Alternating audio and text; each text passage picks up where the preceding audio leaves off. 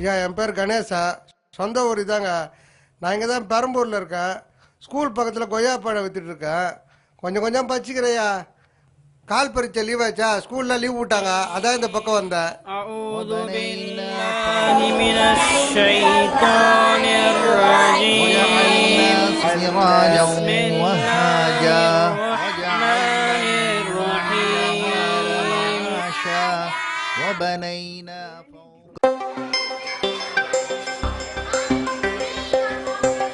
கொய்யாபயம் கொய்யாபயம் கொய்யாபயம்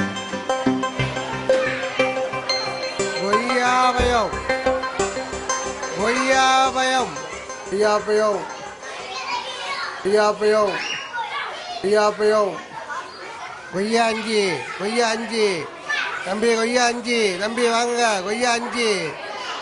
ஒரு பழம் எவ்வளோ ரூபா?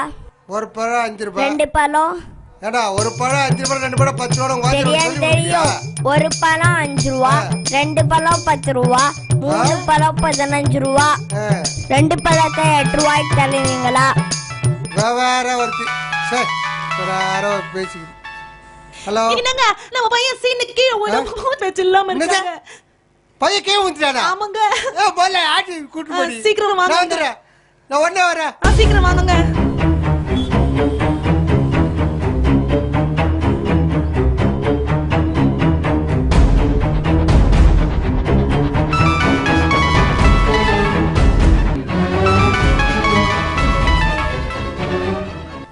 நல்லா இருக்கறாங்க. எங்க இருந்து ஊத்திட்டா? கட்டில்ல இருந்து கீழே ஊந்துட்டாங்க.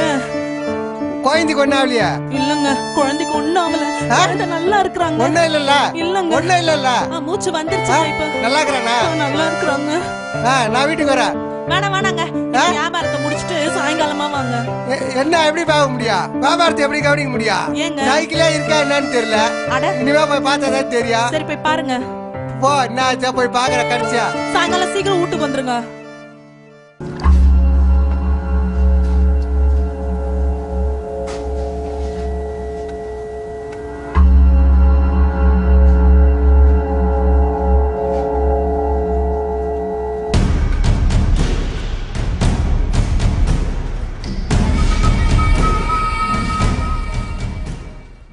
டே தம்பி, நான் தான் இங்கே இல்லையா? அப்படியே பழத்தை எடுத்து சாப்பிட வேண்டியது தானே? ஏன்னா எல்லாத்துக்கும் காசு போட்டு எடுத்து சாப்பிட்டுக்கிறீங்க. நீங்க இல்லன்னா நான் அல்லா பாத்துட்டு இருக்கான்.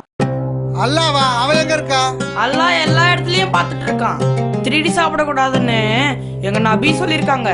உங்க நபியா என்ன சொல்லிருக்காரு? உழைச்சுதான் சாப்பிடணும், அடுத்தவங்க பொருளை அனுமதி இல்லாம எடுக்க கூடாது. அப்படி எடுத்தா அது ஹராம். உங்க நபியா எப்ப சொன்னாரு? யாருகிட்ட சொன்னாரு? உங்ககிட்ட சொன்னாரா? ஐயா, உங்களுக்கு எதுவுமே தெரியாதா? எல்லாம் அங்க ஹஜ்ரத்தா சொன்னாங்க. ஹஜ்ரத்தா? ஆமா, அவங்க அங்கதான் இருக்காங்க. எனக்கு உங்க நபியை பத்தி சொல்லுவாரு. சொல்லுவாங்களே, வாங்க எங்க ஹஜ்ரத் கிட்ட போலாம். வாடாப்பா, கொய்யா வைக்கவானோ? கொய்யா அப்புறமா வைக்கலாம். உங்களை பார்த்தா ஹஜ்ரத் சந்தோஷப்படுவாங்க. ஏய், என்னடா இவ்வளவு தூரம் கூட்ட? ஆமா ஆமா, வாங்க. அஸ்ஸலாமு அலைக்கும். வலைக்கும் அஸ்ஸலாம் வரஹ்மத்துல்லாஹி வபரகாத்து. என்னப்பா தாரிக், கொய்யாப்பழ வண்டியை கொண்டு வந்திருக்க? ஹசரத், இந்த கொய்யாப்பழ அங்கிளுக்கு ரசுல்லா பத்தி தெரியணுமா, அதான் கையோடு கூட்டிட்டு வந்தேன். சரி ஹசரத், அஸ்ஸலாமு அலைக்கும், நான் வரேன். வாங்க ஐயா. ஐயா, நாங்கெல்லாம் வரலாம் ஐயா. தாராளமா வாங்க, உட்காருங்க. ஐயா, நான் சும்மா தான் ஐயா விளையாட்டு கேட்டேன். அந்த பையன் கூட்டாந்து விட்டாயா? குழந்தைங்களுக்குலாம் இவ்வளவு நல்லது சொல்லி கொடுக்குறீங்களா? உங்களை பார்க்கலாம் தான் ஐயா வந்தேன். நபிகள் நாயகம் எதுக்கெல்லாம் ஐயா சொல்லி கொடுக்குறாரு? ஆமா கணேசா, நபிகள் நாயகம் எல்லாத்துக்கும் வழி காமிச்சிருக்காங்க. நபிகள் நாயகம் சொல்லித்தராத எந்த விஷயமுமே இல்லை. அடுத்தவங்க பொருளுக்கு ஆசைப்படக்கூடாதுன்னு நபிகள் நாயகம் சொன்னதுனால தான் இந்த பையன் எப்படி நடந்திருக்கான். எப்படி ட்ரெஸ் பண்ணணும், எப்படி சாப்பிடணும், எப்படி சம்பாதிக்கணும், எப்படி செலவு பண்ணணும்.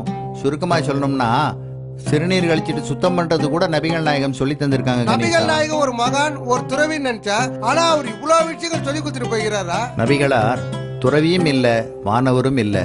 அவர்கள் ஒரு மகத்தான மனிதர். அவர்களுக்கு தாய் தந்தையர் இருந்தாங்க, மனைவி மக்கள், சொந்த பந்தம், ஊர் உறவு எல்லாம் இருந்துச்சு.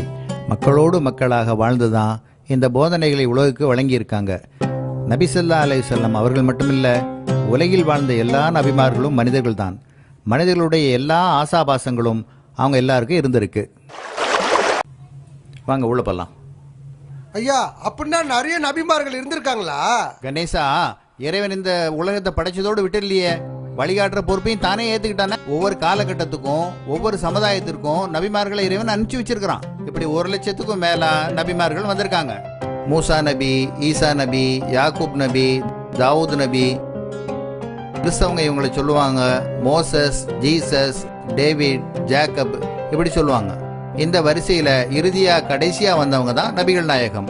ஐயா, தூதர்னு சொல்றீங்களா? அப்படின்னா முகமது நபி கடவுள் கிடையாது ஐயா? நபிகள் நாயகம் மனிதர்களிலே சிறந்த மனிதராக இருந்தாங்க. அவங்களே சொல்லியிருக்காங்க, கிறிஸ்தவர்கள் மரியமுடைய மகன் ஈசாவை கடவுளாக்கியது போல என்ன நீங்க கடவுளாக்கிறாதீங்க. ஐயா கேளுங்க கேளுங்க. இடையில பேசுறதுக்காக மன்னிச்சிருங்க ஐயா. இஸ்லாமியத்தை ஆரம்பிச்சது முகமது நபிகள் தானே ஐயா? மனிதன் எப்போ தோன்றினானோ அப்ப இருந்து இஸ்லாம் இருக்கு. அப்படின்னா இஸ்லாமியத்தை ஆரம்பிச்ச முகமது நபிகள் இல்லையா ஐயா? இல்ல, இந்த உலகத்துல முதல்ல படைக்கப்பட்ட முதல் மனிதர் ஆதம் அலைஹிஸ்ஸலாம்.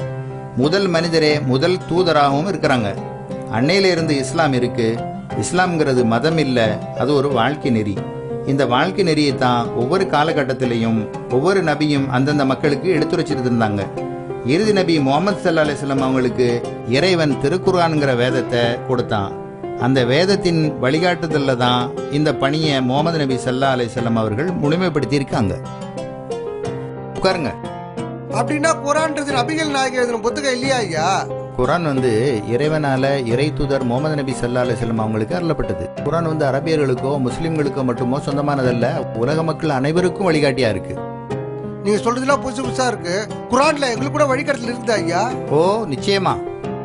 குர்ஆன் உலக மக்கள் அனைவருக்கும் ஒரு நல்ல உபதேசம்னு குர்ஆனே தன்னை பத்தி சொல்லுது. அது மட்டும் இல்லாம குர்ஆனின் பல வசனங்கள் ஓ மனிதர்களே ஓ மனிதர்களேன்னு திருக்குர்ஆன் சொல்கிறது. அது மட்டும் இல்லாம நபிகள் நாயகம் ஸல்லல்லாஹு அலைஹி வஸல்லம் அவங்க முஸ்லிம்களுக்கு மட்டும் நபியா வந்தவங்க இல்ல, உலகத்தில் உள்ள எல்லா மக்களுக்கும் நபியா வந்தவங்க.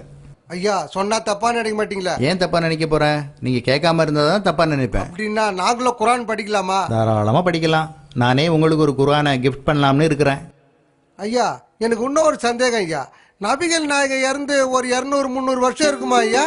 இல்ல, முகமது நபி ஸல்லல்லாஹு அலைஹி வஸல்லம் அவங்க கிபி 571ஆம் ஆண்டு அரேபியா நாட்டில குரைஷ் என்னும் குலத்தில அப்துல்லா ஆமினா என்ற தம்பதியருக்கு மகனாக பிறந்தாங்க. பிறக்கிறதுக்கு முந்தையே தந்தையை இழந்தாங்க. 6 வயதாகும் போது அன்னையை இழந்தாங்க. பாட்டனார் அப்துல் முத்தலிபின் பராமரிப்பிலே வளர்ந்தாங்க. அவர்கள் மரணித்த பிறகு பெரிய தந்தை அபூ தாலிப் அவங்களோட பராமரிப்பில் வளர்ந்தாங்க. ஆடு மேய்ச்சாங்க. சின்ன வயசுலேயே ஒழுக்கமும் தூய்மையும் நிறைஞ்ச இளைஞரா வளர்ந்தாங்க. எல்லாருக்கும் நம்பிக்கைக்கு உரியவராகவும் உண்மையாளராகவும் திகழ்ந்தாங்க. 25ஆம் வயதில் தன்னை விட 15 வயது மூத்த 40 வயதான 4 குழந்தைக்கு தாயாக இருந்த கதிஜா என்னும் விதவையை மணமுடித்தாங்க. 40 வயது வரை அவங்க நபி இல்ல. தனது 40ஆம் வயதில் ஹிரா மலை குகையில் தனித்திருந்த போது மாணவர் தலைவர் வஹி எனும் வேத செய்தியை எடுத்து வந்தாங்க. அன்னையிலிருந்து பிரச்சாரத்தை தொடங்கினாங்க. ஒரே இறைவனை மட்டும்தான் வணங்கணும்னு சொன்னாங்க. நான் தான் இறை தூதர் என்று அறிவிச்சாங்க. மது, சூது, பெண் சிசு கொலை, இனவெறி, குலவெறி, அடிமை முறை எல்லாத்தையும் எதிர்த்து அந்த மக்களை தூய்மைப்படுத்தினாங்க. 13 வருஷம் மக்காவில் பிரச்சாரம் செஞ்சாங்க. அங்குள்ள மக்கள் தொல்லை தரவே மதீனாவிற்கு புலம்பெயர்ந்தாங்க. 10 ஆண்டுகள் இஸ்லாமிய ஆட்சியை நிறுவி அவங்களுடைய தூதுத்துவ பணியை திறம்பட செஞ்சாங்க. 63ஆம் வயதில் மரணமடைஞ்சாங்க.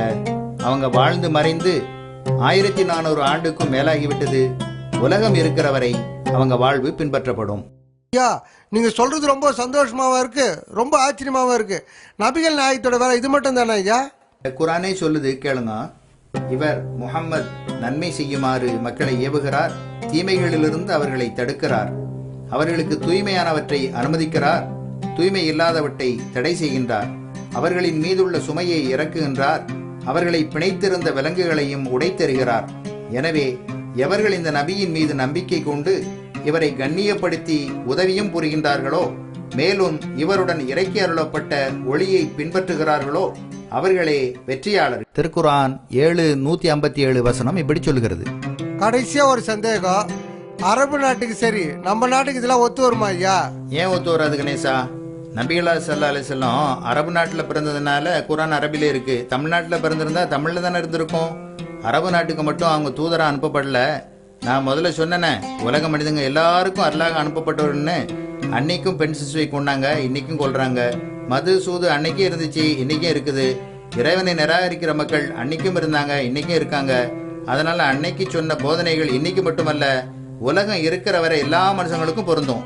கணேசா, அதனாலதான் இன்னைக்கும் உலகம் முழுவதும் 160 கோடி மக்கள் அவங்களை பின்பற்றாங்க. நிறைய வரைக்கும் குத்துட்டீங்க ஐயா, ரொம்ப நன்றி ஐயா. அள்ளக்குறையாத சரித்திர சமுத்திரத்திலிருந்து பெருமானார் என்ற பெருங்கடலின் ஒரு துளிதான் இங்கே தெரித்து விழுந்திருக்கின்றது. இன்னும் சொல்ல சொல்ல உள்ளமும் உயிரும் உருகும் உன்னதமான வரலாற்று நாயகரை, உலகம் வியக்கும் நபி முகமது ஸல்லல்லாஹு அலைஹி வஸல்லம் அவர்களின் வாழ்வை நீங்கள் முழுமையாய் அறிந்திட வேண்டாமா? தொடரட்டும் நம் தொடர்புகள்.